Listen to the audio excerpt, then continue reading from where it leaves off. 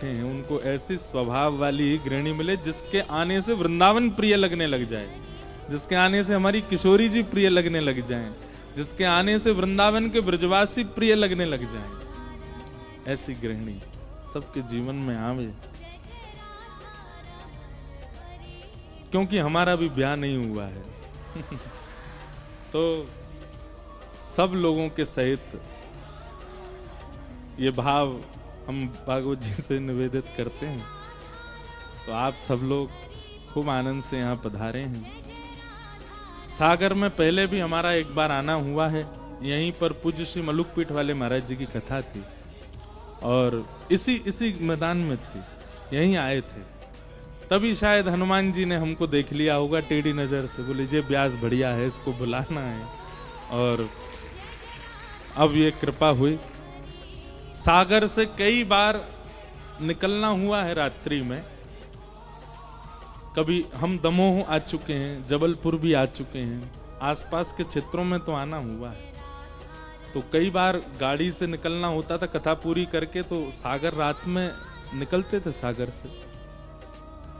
तो जो वो एक तालाब है यहाँ सरोवर, उसके ऊपर से जो मार्ग जाता है वहाँ बढ़िया रात में 1-2 बजे ऐसी बढ़िया लाइट जलती रहती हैं। तो देख करके मैं पूछता था, मैंने कि कौन सी जगह भाई, ऐसा लगता है कोई बहुत सुंदर घाट, कोई नदी बह रही है, इतनी सुंदरता इस नगर की दिखती है। बोले महाराज जी सागर है, ये नदी नहीं है, ये तालाब है, ये सरोवर है। तो मैं देख करके इतना आनंदित, और हम आप हमारे यजमान हैं इसलिए बोल रहे हैं नहीं, मैं तब भी ये सोचता कि इस नगर के जो रक्षक हैं, इस नगर के जो पालक हैं, वो सच में धन्यवाद के पात्र हैं कि उन्होंने इतना सुंदर इसको व्यवस्थित किया है, इतना देखने में अच्छा लगता है। गत वर्ष भी शिवरात्रि पर बागेश्वर धाम में कथा करके मुझे भोपाल ही जाना था, तो मैं इसी मार्ग से निकला। तो वहां शिवरात्रि का क्रम करके जैसे निकला तो इतने सुंदर पूरे सब सजे थे और लाइट भी रास्तों में सुंदर सुंदर, उनमें कुछ रंग बिरंगे लग, मुझे आज तक याद है, जबकि इतना घूमते हैं हम भूल जाते हैं, पर मुझे याद है। ऐसा लग रहा था कोई बहुत प्राचीन पुरातन घाट बने हुए हैं, बहुत सुंदर सजावट है। तो हम सोचते थे कि यहाँ के नगर के जो भी रक्षक हैं, यहाँ के नगर के जो भी संरक्षक पालक हैं, वो निश्चित ही धन्यवाद के पात्र हैं। अब ठाकुर जी ने हमारी मन के भाव ऐसे सुने कि लो बेटा करो, 7 दिन तक धन्यवाद ही करो तुम नगर के पालक को ही यजमान बना दिया कथा का तो सागर का ये अद्भुत ये बुंदेलखंड की भूमि प्रणम्य है। हमारे वृंदावन रस को, अब वृंदावन से कथा प्रारंभ हो रही है, खूब वृंदावन की चर्चा करेंगे।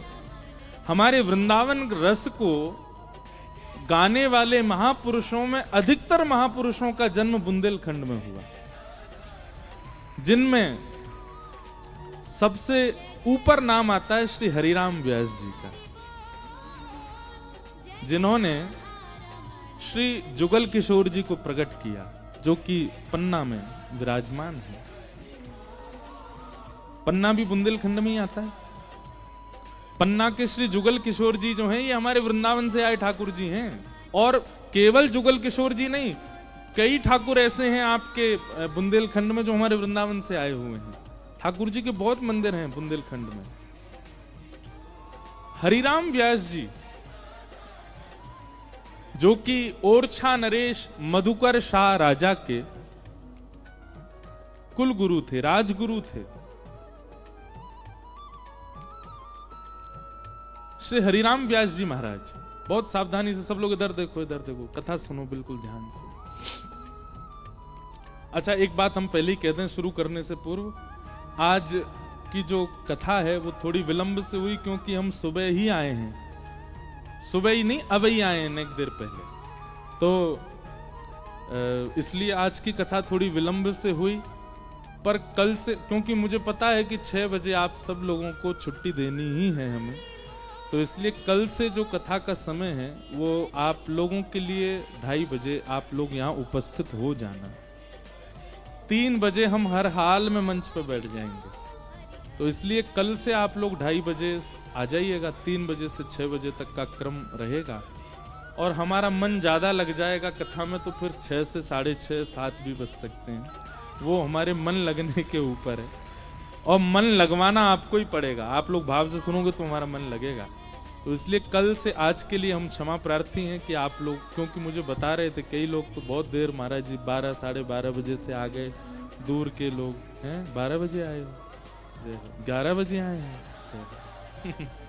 11 बजे से आके बैठ गए। तो कल से कोई विलंब नहीं होगा, आप लोगों के समय का ध्यान रखा जाएगा। आप लोग समय से पधारिएगा, हम 3 बजे आ जाएंगे। आप लोग पहले आओ पहले पाओ वाली स्थिति है, जो जल्दी आ जाए वो आके अपना स्थान ग्रहण करे। और कल से 3 बजे से कथा होगी। तो श्री हरिराम व्यास जी महाराज मधुकर शाह राजा ओरछा नरेश के राजगुरु हैं, कुलगुरु हैं। पर आपको वृंदावन ने एक बार बस स्पर्श कर दिया, और उस स्पर्श का ऐसा फल हुआ महाराज। आप बैठे थे बेतवा नदी के तट पर, और तभी किसी ने वृंदावन का सुंदर पद गाया। उस पद को सुनते ही आपने पूछा कि ये पद की रचना किसने की है। तो उनको बताया गया, बोले वृंदावन में एक महापुरुष विराजमान है, श्री हितरवंश महाप्रभु, उनकी ये रचना है। तुरंत आप ओरछा छोड़ करके वृंदावन आए और श्री महाप्रभु श्री हितरवंश महाप्रभु के चरणारविंद के आश्रित हो गए। बहुत विस्तृत है प्रसंग, में बीच बीच में थोड़ा थोड़ा सुनाता रहूंगा। और उसके बाद श्री हरिराम व्यास जी कभी वृंदावन छोड़ करके वापस ओरछा नहीं आए, और वृंदावन जाकर के ऐसा रस गाया, ऐसा वर्णन किया वृंदावन का श्री हरिराम व्यास जी ने, यहीं बुंदेलखंड की भूमि से। हमारे हरिदास परंपरा के अधिकतर आचार्य बुंदेलखंड से गए। हमारे रामानंदी परंपरा के अधिकतर आचार्य बुंदेलखंड से पधारे। इसका मतलब क्या है कि बुंदेलखंड के लोगों में वृंदावन प्रेम लक्षणा भक्ति का बीज तो है, बस किसी वृंदावन साधक के द्वारा उस बीज में जल पिरोने की आवश्यकता है, वो अपने आप पुष्पित पल्लवित और फलित हो जाएगा। हमारे वृंदावन से प्रेम करने वाले पंजाब के लोग हैं, हिमाचल के लोग हैं,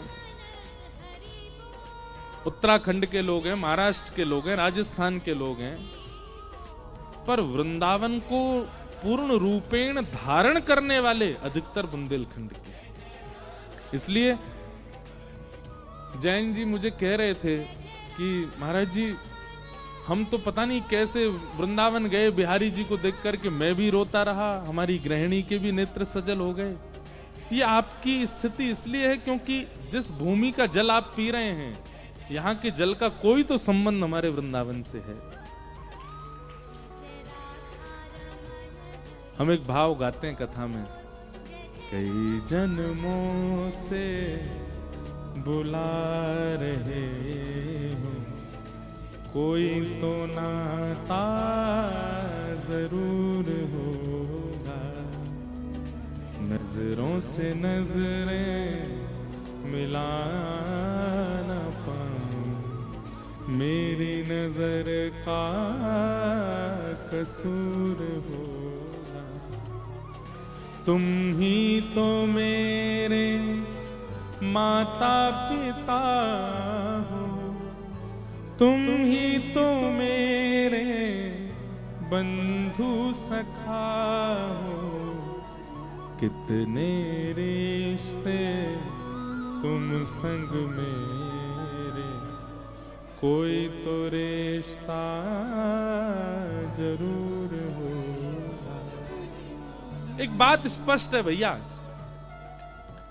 वृंदावन की चर्चा सुनकर के, वृंदावन के वासी को देख करके, वृंदावन शब्द सुनकर के नेत्र बंद हो जाते हैं, मन प्रसन्न हो जाता है, एक अलग सी शीतलता का अनुभव होने लग जाता है, नेत्र सजल हो जाते हैं, रोंगटे खड़े होने लग जाते हैं। ये सारे इस बात के द्योतक हैं कि आप पूर्ववर्ती वृंदावन से वृंदावन वासी ही थे, इसीलिए आपका ऐसा भाव बन रहा है। और हो ना हो, अब देखो ताली कम बजाओ, सुनो ज्यादा, कोई बढ़िया बेहतरीन बात लगे तभी बजाना, हाँ बाकी तो सुनो।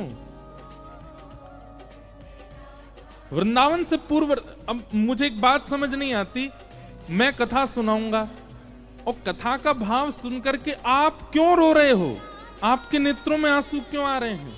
आज सुबह हम लोग जब आ रहे थे, कितने सारे बालक, कितने सारी माताएं, कितने भाई बंधु वो भावुक हो रहे हैं देख करके। मैं कोई बहुत बड़ा कोई फिल्म स्टार तो नहीं हूं, मैं कोई बहुत बड़ा कोई वो तो हूं नहीं, क्या बोलते हैं उसको, एक्टर। लेकिन केवल ये बात देख करके कि कोई ब्रज से आए हमारे नगर में, कोई ब्रजवासी आए हमारे गांव में, हमारे नगर में, हमारे शहर में। राधा रमन जी तो नहीं आ पा रहे, राधा वल्लभ जी तो नहीं आ पा रहे, पर उनके सदा चरणों में रहने वाला कोई ब्रजवासी आया है, उसी भाव से भावुक हो रहे हैं। क्यों ये भावुकता आपके चित्त में क्यों हो रही है? आप कभी मिले तो हो नहीं ठाकुर जी से, कभी प्रत्यक्ष देखा तो है नहीं उनको, फिर क्यों? हमारा पूर्व का संबंध तो है, हम कभी ना कभी तो ठाकुर जी से मिले हैं।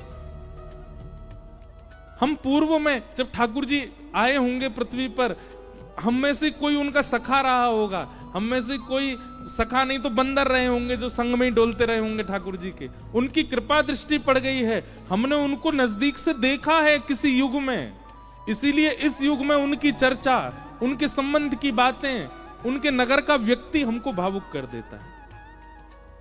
संबंध तो है। आप चाहे किसी भी धर्म में हैं, किसी भी पंथ में हैं, किसी भी जाति प्रजाति में हैं, किसी भी नगर में हैं, किसी भी शहर में हैं, वृंदावन यदि आपको आकर्षित कर रहा है तो ये बात हम व्यासपीठ से डंके की चोट पर अपने हस्ताक्षर करके कह सकते हैं कि आपका पूर्व संबंध ठाकुर जी से है, आप पूर्व के ब्रजवासी ही हो, तभी आपको इतना प्रेम हो रहा है उनसे। और उसमें भी मध्य प्रदेश, क्या ही कहें इस प्रदेश के लिए। तो यहाँ की पुरातन संस्कृति अद्भुत, यहाँ के ग्रामीण क्षेत्र के लोग, शहरी क्षेत्र के लोगों की मानसिकता अच्छी, यहाँ के लोगों की विचारधाराएं इतनी शुद्ध पवित्र, यहाँ का भोजन शुद्ध पवित्र, यहाँ के गांव, यहाँ की नदियां, यहाँ के पहाड़, यहाँ के जंगल सुंदर शुद्ध पवित्र। तो निश्चित है कि ब्रजमंडल में किसी का जन्म होता है और वो किसी कारण से उसको पुनर्जन्म यदि लेना होता है तो ठाकुर जी ज्यादा दूर नहीं भेजते उसको, मध्य प्रदेश में ही दे देते होंगे जन्म। बोल चलो यहां से तुम आते तो भी रहोगे वृंदावन, ज्यादा दूरी नहीं है। बहुत अद्भुत है मध्य प्रदेश, यहाँ की संस्कृति, यहाँ के लोग, यहाँ के लोगों की मानसिकता, विचारधारा। जितना पुरातन संस्कृति का पालन हमारे मध्य प्रदेश ने किया है, शायद और प्रदेश तो आधुनिकता की ओर भाग रहे हैं, पर मध्य प्रदेश आज भी अपनी आधुनिक संस्कृति, अपनी पुरातन प्राचीन संस्कृति को आज भी बचाए हुए। जितना पुराना कर्म, जैसे कि हैंडलूम के काम हो, पुरानी कलाकृतियां हो, पुरानी चीजों से किसी चीज को निर्माण करना, वो जितना मध्य प्रदेश में उतना अन्य जगह नहीं दिखता है। वैसी मध्य प्रदेश की भूमि, उसमें भी मध्यस्थ ये सागर। मुझे बहुत प्रसन्नता है आज यहाँ आकर के आप सब लोगों को मैं वंदन करता हूँ, नमन करता हूँ, और निश्चित ही आश्वासन देते हैं कि 7 दिन में नहीं रहे सो भूल जाओगे कि आप सागर में हो, यूं ही लगेगा वृंदावन में ही बैठे हम तो। यहीं श्री ठाकुर जी यही पहाड़ी पर, यहीं कहीं नीचे गली मोहल्ला में ही कोई गैया चरा रहे होंगे, ऐसा अनुभव होएगा। आज प्रथम दिन है कथा का, थोड़ी देर हम लोग चर्चा करें। आज प्रथम दिन वैसे भी महात्म की चर्चा होती है, और अभी हमारे वृंदावन से आ रहे हैं महाराज जी, हमारे राधा वल्लभ लाल जी के परम सेवक, वहाँ के तिलकायत गोस्वामी जी अभी पधार रहे हैं। तो थोड़ी देर हम लोग चर्चा करें और उसके बाद आज प्रथम दिन के सत्र को विराम करेंगे, और कल से विधिवत रूप से 3 से 6 बजे तक का क्रम आप लोग ध्यान से करिएगा। बोलो वृंदावन बिहारी लाल की। प्रथम दिन महात्म की चर्चा होती है। महात्म का मतलब क्या होता है? महत्व। क्या होता है? महत्व, अंग्रेजी में कहें इम्पोर्टेंस। श्रीमद् भागवत जी की इम्पोर्टेंस क्या है, श्रीमद् भागवत जी का महत्व क्या है, महात्म क्या है, उस पर हम थोड़ी सी चर्चा करेंगे। सच्चिदानंद रूपाय